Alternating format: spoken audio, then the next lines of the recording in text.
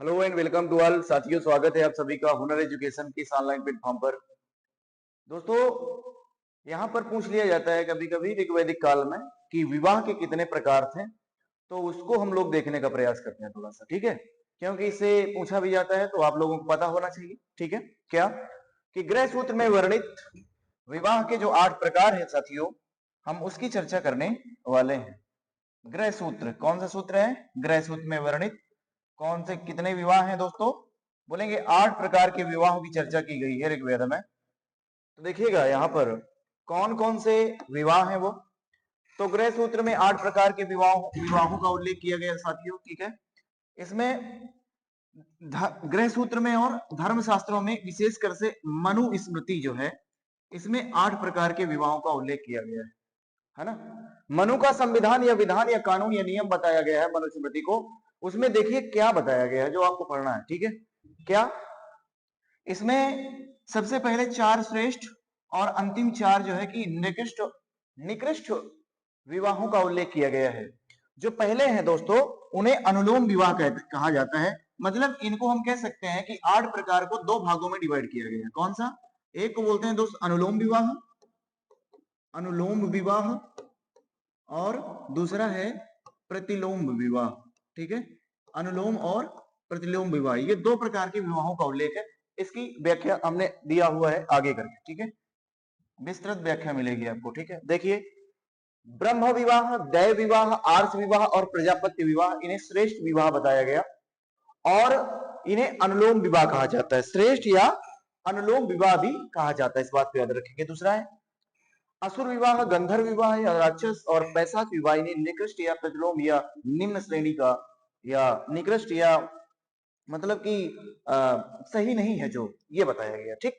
अगली बात करते हैं क्या।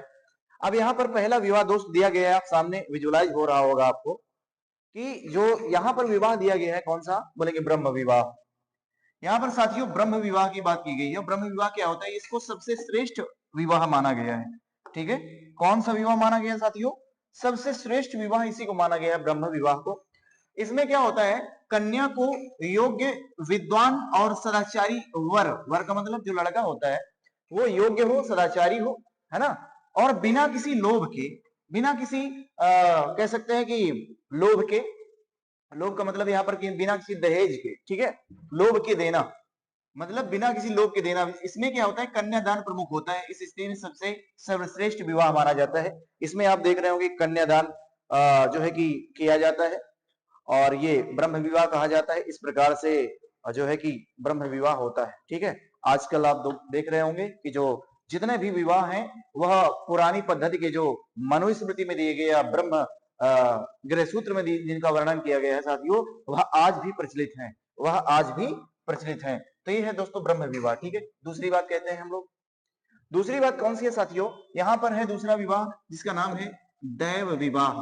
ये दैव विवाह क्या होता है? आगे दिया गया यहाँ पर, यज्ञ कराने वाले पुरोहित को कन्या दान देना।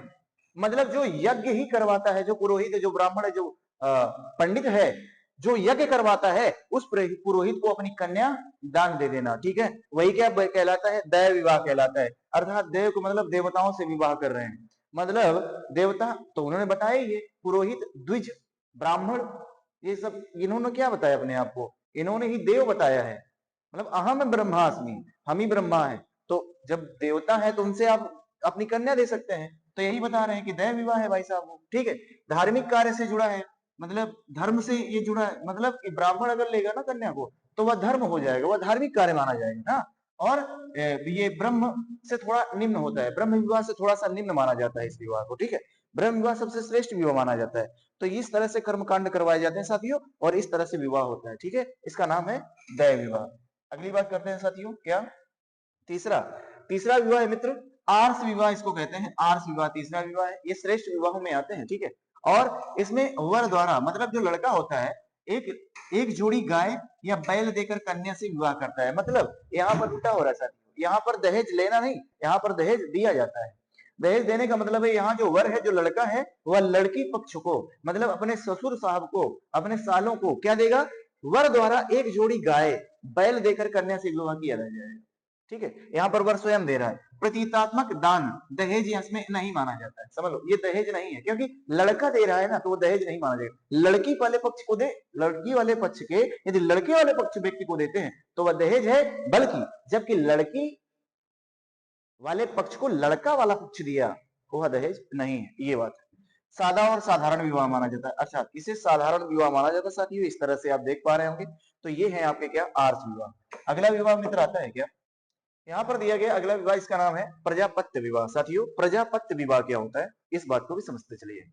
तो प्रजापत्य विवाह देखिए जरा, ये है आपका प्रजापत्य विवाह। इस विवाह में क्या होता है साथियों, इसमें क्या होता है कि कन्या के पिता द्वारा यह वचन देकर के विवाह किया जाता है कि कन्या का जो पिता है तो वह एक वचन देता है, क्या, धर्म पूर्वक जीवन बिताओ। कैसा, धर्म पूर्वक जीवन बिताओ जाकर के, हम आपको आशीर्वाद देते हैं, जाइए, है ना, खुश रहिए जाकर के। कर्तव्य और धर्म पर जोर दिया गया है इसमें। इस प्रकार से विवाह, ये देखिए बढ़िया से आशीर्वाद दे रहे हैं, जाइए आप लोग खुश रहिए जाकर के और धर्म पूर्वक अपना जीवन बिताइए, प्रजापत्य विवाह हो गया। साथियों ये थे अनुलोम विवाह, 4 प्रकार के मैंने विवाह बताए, पहला ब्रह्म विवाह, दूसरा दैव विवाह, फिर तीसरा आर्ष विवाह और चौथा प्रजापत्य विवाह। साथियों अब प्रतिलोम विवाह की बात करते हैं, यहां से आपका स्टार्ट होता है प्रतिलोम विवाह।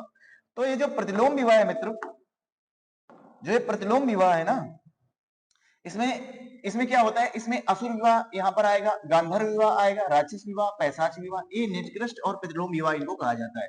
असुर विवाह क्या होता है, असुर मतलब जानते हैं राक्षस, दानव, दैत्य, पिशाच, वही वाला असुर, ये असुर है। पैशाच में अंतर है, असुर में अंतर है, देखिएगा जरा, मैंने पूछ लिया जाएगा तो असुर पैशाच को एक ही मत लगाइएगा, ठीक है।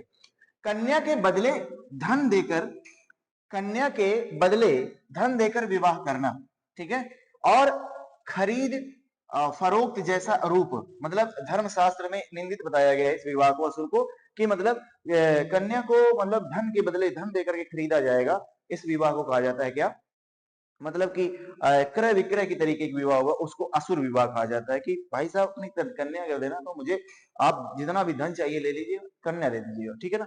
तो कन्या के बदले क्या हुआ, धन देकर के विवाह खरीदा जाता है, मतलब इसमें, ठीक है, इस बात को समझते हैं। अगला दूसरा क्या है, यहाँ पर विवाह है गांधर्व विवाह। गांधर्व विवाह मात्र क्या होता है, इसे ही लव मैरिज कहा जाता है ना, लव मैरिज का, इसे प्रेम विवाह भी कह सकते हैं, प्रेम विवाह या लव मैरिज, जो कि आजकल बहुत ही फेमस है और चल भी रहा है, और सभी लोग इसका फॉलो भी करते हैं, अनुसरण भी करते हैं, आजकल ज्यादा भी हो रहा है, ठीक है।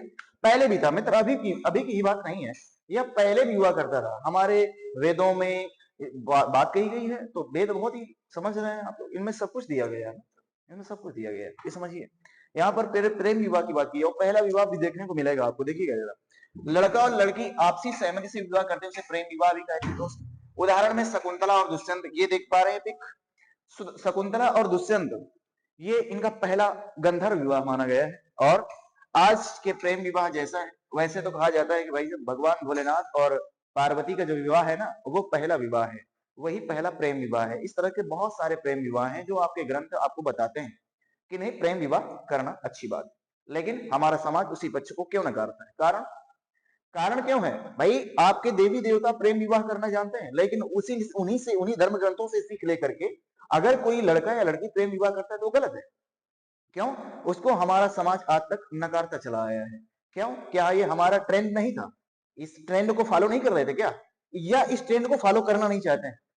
ये ट्रेंड तो पहले से चला है, फिर भी हम लोग क्यों नहीं फॉलो करना चाहते हैं, या उसमें तकलीफ क्यों हो रही है, क्या कारण है भाई। इसका मतलब है कि वह कपोलकल्पित होगा, या तो जिसको आप मान रहे हैं कि यह प्रेम विवाह, गंधर्व विवाह जो है, यह अभी सही नहीं लगता है। हमारे समाज में ऐसा होता है बहुत सारे चीज होता है, लेकिन अब देखा जाए तो बहुत सारे लोग, उनके माता पिता सोचते हैं कि इस तरह से अगर होगा तो नहीं माना जाएगा, भगा करके ले जाना, इस तरह के विवाह, समझ रहे हैं आप लोग। ये तो गंधर्व विवाह और प्रेम विवाह होता है, तो ये प्रेम विवाह माना गया है, इस तरह से आप लोग देख रहे हैं। प्रेम विवाह, प्रेम के साथ विवाह हो जाता है, कोई दिक्कत नहीं दोस्त, लेकिन इसमें गलत तरीकों का प्रयोग किया, जैसे असुर विवाह, और भी देखेंगे जरा इसमें कौन कौन से विवाह मिलते हैं। और भी ये गंधर्व विवाह था साथियों, समझ में आया होगा शायद आपको। इसमें है अगला राक्षस विवाह। दोस्तों यहाँ पर राक्षस विवाह की बात की, अभी आपने देखा था असुर विवाह। असुर विवाह में क्या था, धन देकर के कन्या को खरीद लिया जाता है, या लड़के को खरीद लिया जाता था, वो था असुर विवाह। लेकिन ये राक्षस विवाह है, ये देखने में एक ही तरह लगेंगे कि एक ही तरह, लेकिन ये अलग अलग विवाह है। कैसे, युद्ध या बलपूर्वक कन्या को हरण कर लेना। आप लोगों ने देखा कि पहले के जो राजा हुआ करते थे, मुगलिया सल्तनत को लेकर ले लीजिए, या प्राचीन इतिहास में ले लीजिएगा, दक्षिण भारत के राजवंशों में से होगा, राजपूतों ने भी ऐसा कृत्य किया।